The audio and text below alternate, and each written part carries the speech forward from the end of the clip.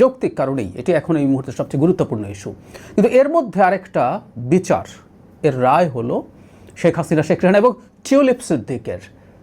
আমি খুব অবাক হয়েছি আমাদের বিচার বিভাগ কি পরিকল্পিতভাবে কতগুলো বিতর্ক তৈরি করছে, যার মাধ্যমে এই শেখ হাসিনা বা তার সাথে লোকজন, তার দলের লোকজনের বিচারকে প্রশ্নবিদ্ধ যেন করা যায়। আমার সত্যি সিরিয়াসলি প্রশ্নটা মাথায় এসছে।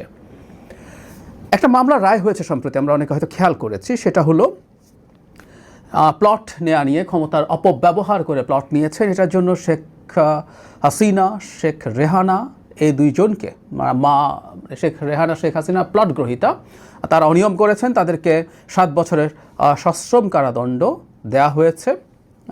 কিন্তু টিউলিপ সিদ্দিককেও দেওয়া হয়েছে 5 বছরের সশ্রম কারাদণ্ড। আরও 14 আসামি আছে এখানে। ঢাকার বিশেষ জজ আদালত 4 থেকে রায় হয়েছে।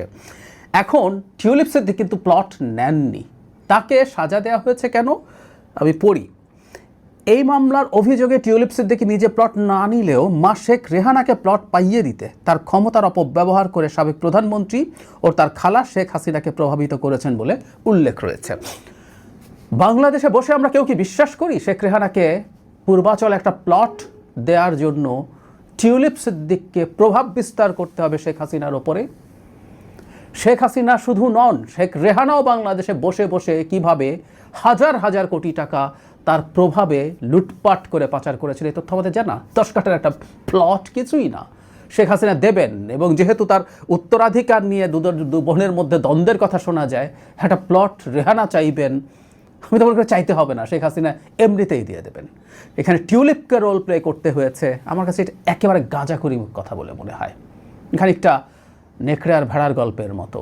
নেকড়ে ভেড়ার বাচ্চাকে খাবে, উজানে দাঁড়িয়ে আছে সে ভেড়া, মানে নেকড়ে নিজেও উজানে আছে, ভেড়াকে বলছে পানি তুমি নষ্ট করছো কেন? ভেড়া হচ্ছে বলছে তুমি তো উজানে, আমি তো ভাটিতে, আমি কীভাবে নষ্ট করি? তুমি আমাকে গালি দিয়েছো গত বছর আমার জন্মই হয় নাই, তাহলে তুমি না দিলে তোমার মা দিয়েছে, তোমার মা তো গত বছর ছিল, তারপরে তার ঘাড় মোটকে খেতে হবে।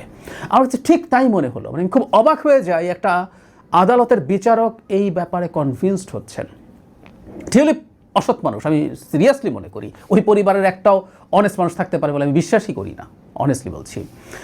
টিউলিপের অবৈধ সম্পত্তি নিয়ে তার বিরুদ্ধে যে রায় হয়েছে সেটার যথেষ্ট গ্রাউন্ড ছিল, এবং সেটা নিয়ে মানে ব্রিটেনে প্রচুর সমালোচনা হয়েছে, আলোচনা হয়েছে।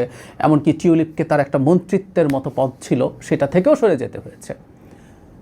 এর বাইরে বিভিন্ন জায়গায় তিনি তার প্রভাব কাজে লাগাতে পারেন শেখ হাসিনাকে, ব্রিটেনে তার অবস্থা তৈরি করার পেছনে কাজে লাগাতে পারেন, এবং সেটার বিনিময়ে বেনিফিট নেওয়া সম্ভব হতে পারে।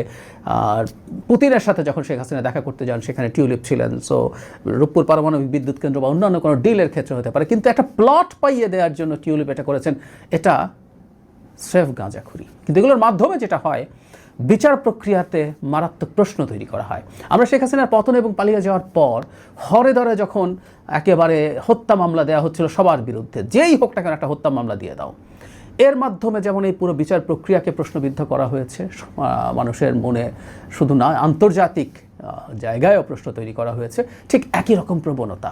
সেজন্য আসলে মাথায় প্রশ্ন আসে, এগুলো কি পরিকল্পিত? মামলা না হয় করা হয়েছে, এগুলো তদন্ত হবে, পরে বিচার হবে, সেই বিচারে যাদের হত্যা মামলার সাথে সংস্পর্শ বা সংস্রব থাকার কথা না, সেটা হয়তো বাদও হবে। কিন্তু এটা একটা বিচারিক রায়, একজন জাজ এটা সিদ্ধান্ত নিয়েছেন যে এটা উনি কনভিন্স যে শেখ হাসিনাকে ইনফ্লুয়েন্স করেছেন টিউলিপ। আমি সরি, এই ধরনের কাজ করে কোনো লাভ নেই, ক্ষতি করা ছাড়া।